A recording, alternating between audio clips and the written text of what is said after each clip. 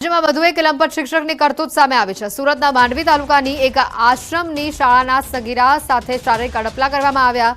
આશ્રમ શાળાના આચાર્યએ જ આ શારીરિક અડપલા કર્યા હોવાનું સામે આવ્યું છે।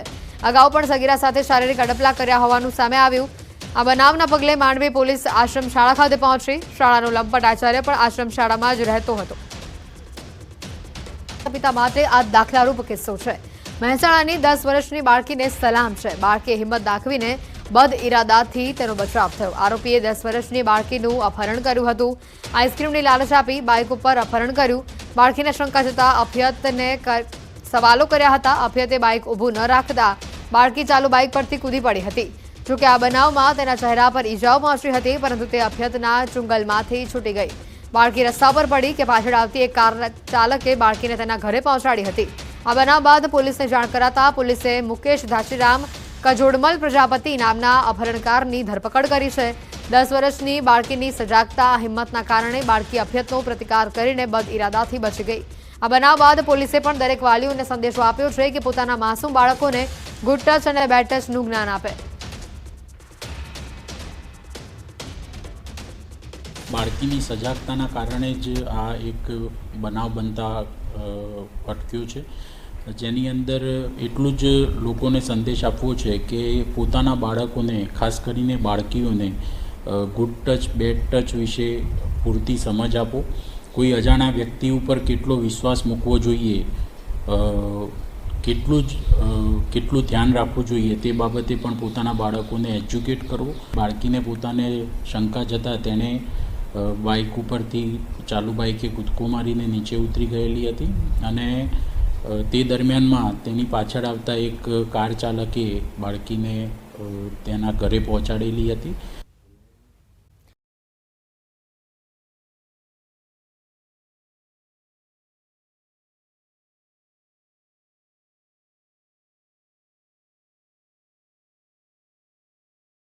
સનાતન ધર્મ સમિતિના જ્યોતિનાથ મહારાજે કહ્યું છે કે આયોજકો સામે કાયદાકીય પ્રક્રિયા હાથ ધરવી જોઈએ। આવા બેજવાબદારીપૂર્વક આયોજનો ન કરવા જોઈએ। ભાતીગળ ગરબાની અંદર આ નિશંસ નાખી અને ખરેખર જે પ્રમાણેનું કૃત્ય થાય છે તે નિંદનીય છે, ક્યાંય ચલાવી લેવાય તેમ નથી। આયોજકો પર ખરેખર તો હું તો એમ માનું છું કે ક્યાંક ને ક્યાંક આપણે એક્શન લેવા જોઈએ। રણછોડ રાજ્યના ભક્તો માટે ડાકોર મંદિર કમિટીએ મહત્વનો નિર્ણય લીધો છે। આવતીકાલથી વિનામૂલ્યે ડાકોર દર્શનાર્થે આવતા ભક્તો માટે ભોજનની વ્યવસ્થા કરવામાં આવશે। ડાકોર દર્શનાર્થે પધારતા ભક્તો વિનામૂલ્યે ભોજન પ્રસાદી લઈ શકશે। રણછોડરાય મંદિર નજીક આવેલી ગૌશાળા પાસે યાત્રી નિવાસ નીચે ભોજનની વ્યવસ્થા કરવામાં આવી છે। હજારોની સંખ્યામાં ભક્તો ભોજન પ્રસાદીનો લાભ લેશે। મંદિર પ્રશાસન દ્વારા ભોજન પ્રસાદની વ્યવસ્થા કરવામાં આવતા કોઈ ભક્તો હવે ભૂખ્યા નહીં રહે। ભક્તો માટે વિનામૂલ્યે ભોજન વ્યવસ્થાની શરૂઆત કરવામાં આવી છે। ડાકોર ખાતે ગૌશાળા પાસે યાત્રી નિવાસ નીચે ભોજનની વ્યવસ્થા કરવામાં આવી છે, જેના કારણે કોઈપણ ભક્તો ભૂખ્યા હવે અહીંયાથી નહીં જાય। હજારોની સંખ્યામાં ભક્તો અહીંયા ભોજનનો લાભ લે તેવી શક્યતા વ્યક્ત કરવામાં આવી છે। ડાકોર મંદિર પ્રશાસનનો આ મોટો અને મહત્વનો નિર્ણય સામે આવ્યો છે।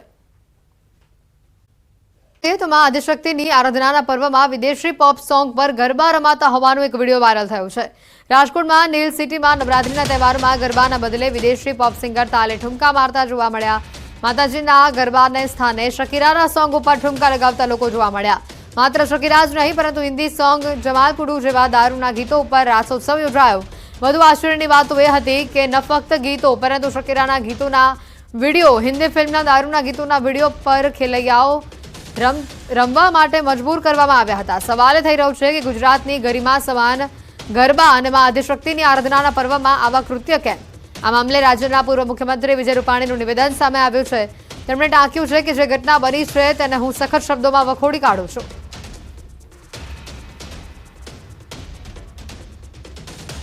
નાચવું અને રાસ લેવું એ બેમાં ફેર છે।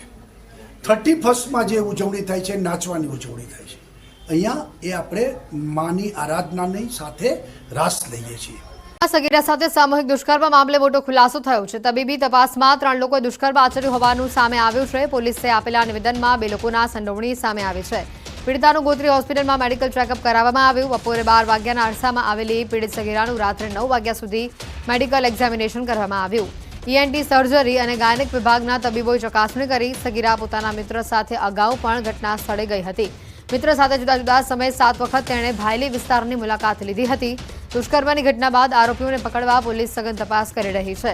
શકમંદોની પૂછપરછ શરૂ કરવામાં આવી છે. શહેર અને જિલ્લા પોલીસે રાત્રે સઘન વાહન ટ્રેકિંગ હાથ ધરવામાં આવ્યું. ઠેર ઠેર નાકાબંધી પણ કરવામાં આવી. અવાવરૂ સ્થળોએ પેટ્રોલિંગ વધારવામાં આવ્યું. સાંસદ મનસુખ વસાવાએ નેત્રંગના ટીડીઓ મામલતદારનો ઉધડો લીધો. સેવા સેતુ કાર્યક્રમમાં ઉપસ્થિત ન રહેતા વસાવા લાલ ગુમ થયા. ટીડીઓ મામલતદાર ગેરહાજર રહેતા વસાવા અકળાયા હતા. વસાવાએ કહ્યું કે મામલતદાર ટીડીઓને ગરીબોની ચિંતા નથી કે શું?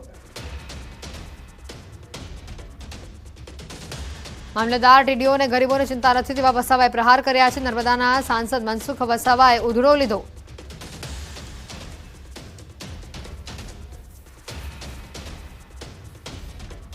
વિકાસ અધિકારી કેમ નથી? તાલુકા વિકાસ અધિકારી કોઈ જવાબ તો હશે ને કોઈની પાસે. અહીંયા મંચ પર બેઠેલા લોકો પદાધિકારીઓ છે. આખી માહિતી અધિકારીનો હોય. એમાં મેન અધિકારી નથી. સેવા સેતુનો આટલો મોટો કાર્યક્રમ ને તાલુકા વિકાસ અધિકારી નથી, મામલતદાર કેમ નથી અહીંયા? સેવા સેતુમાં પ્રાંત અધિકારી પણ હોય ને. સેવા સેતુમાં પ્રાંત અધિકારી પણ હોય ને. આજે પ્રાંત અધિકારી પણ નથી. સરકારનો આટલો મોટો કાર્યક્રમ, રાજ્ય સરકાર ગરીબો માટે ખૂબ ચિંતા કરે છે. ના નેત્રંગ તાલુકાના ટીડીઓ કે પછી મામલતદાર કે આ વિભાગના પ્રાંત અધિકારીને કોઈ ગરીબોની ચિંતા નથી એવું લાગે છે. બેનની પાસે ખુલાસો માંગો. સોમનાથમાં છેલ્લા કેટલાક દિવસથી ડિમોલિશનની કામગીરી ચાલી રહી છે. ગેરકાયદેસર બાંધકામો સામે તંત્રએ કડક કાર્યવાહી કરી છે. ત્યારે સોમનાથથી બીડિયા સર્કલ સુધીનો રસ્તો 7 દિવસ બાદ ચાલુ કરાયો છે. મેગા ડિમોલિશન બાદ સોમનાથ બાયપાસથી બીડિયા સર્કલ સુધીનો રસ્તો બંધ કરવામાં આવ્યો હતો. આ રસ્તા પર જીઆઈડીસી વિસ્તારમાં 150 જેટલી ફિશ એક્સપર્ટની કંપનીઓ આવેલી છે. વાહન ચાલકોને વેરાવળ જવા માટે ફરીને જવું પડતું હતું, જેને કારણે ભારે હાલાકી પડી રહી હતી. 7 દિવસ બાદ આજે સોમનાથ પ્રભાસ પાટણથી રસ્તો ખુલ્લો મુકાતા રાહદારીઓએ રાહત અનુભવી છે. મોટી સફળતા હાથ લાગી છે. 1814 કરોડથી વધુનું 907 કિલો એમડી ડ્રગ્સ ઝડપાયું છે. દિલ્હી અને ભોપાલમાં દરોડા પાડવામાં આવ્યા. ગુજરાત એટીએસ અને એનસીબીનું આ સંયુક્ત કામગીરી સામે આવી. ડ્રગની ફેક્ટરી પડાવવામાં આવી હતી. છેલ્લા 6 થી 7 મહિનાથી શેડ ભાડે રાખવામાં આવ્યો હતો. આરોપી આ પહેલા પણ ડ્રગ્સના કેસમાં 5 વર્ષ જેલમાં જઈ ચૂક્યો છે. ડ્રગ્સ ફેક્ટરી પકડવામાં આવી છે. મોટી ઘટના અહીંયા સામે આવી છે. ગુજરાત એટીએસ અને એનસીબીનું આ સંયુક્ત કામગીરી સામે આવી. આરોપી આ પહેલા પણ ડ્રગ્સના કેસમાં જેલમાં જઈ ચૂક્યો છે અને ફરી એકવાર આ મોટી સફળતા હાથ લાગી છે. 1814 કરોડનું એમડી ડ્રગ્સ પકડાયું છે. 907 કિલો જથ્થો કુલ પકડાયો છે. 907 કેજી એમડી ત્યાંથી અમે પકડ્યો છે, જેની આંતરરાષ્ટ્રીય બજારમાં કિંમત લગભગ 1814 કરોડ રૂપિયા થાય છે. એ બંને આરોપીઓની જ્યારે પૂછપરછ કરવામાં આવી તો જે સનિયાલ બાને છે એ 2017માં 1 કિલો એમડીના કેસમાં પહેલાં પણ પકડાવેલો આરોપી છે અને એમાં એના 5 વર્ષ એ જેલમાં કાઢ્યો છે. નીકળ્યા પછી જેલમાંથી એ લાસ્ટ 6-7 મહિનાથી બંને મળીને એ જે શેડ છે એ ભાડે રાખ્યો હતો. જે ગઈકાલે શકીરાના ડાન્સ અને આ પ્રકારનું જે પ્રકારે એક આયોજકે કર્યું છે એને હું સખત શબ્દોમાં વખોડું છું. એસઓજી પોલીસને વધુ એક સફળતા હાથ લાગી છે. એસઓજી અનંતનાગ જિલ્લામાંથી ડ્રગ માફિયાને ઝડપી પાડ્યો છે.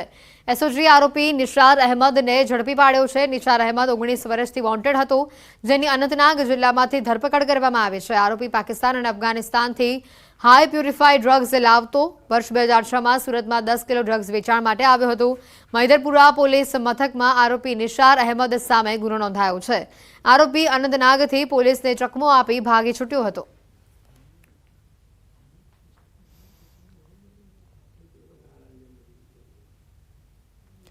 ઘટના જે રીતની સામે આવી છે, આરોપી નિશાર અહેમદ 19 વર્ષથી વોન્ટેડ તેને જાહેર કરવામાં આવ્યું છે.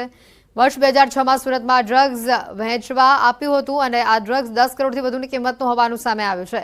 મધરપુરા પોલીસે હાલ આ સમગ્ર મામલે ગુનો નોંધ્યો છે અને તપાસ કરી રહી છે. સુરત એસઓજીને આ હાથે આ વધુ એક સફળતા હાથ લાગી. 19 વર્ષથી જે આરોપી વોન્ટેડ હતો તેને આખરે પકડી લેવામાં આવ્યો છે. આરોપી નિશાર અહેમદ 19 વર્ષથી ફરાર હતો, જેને આખરે સુરત એસઓજીએ ઝડપી લીધો છે.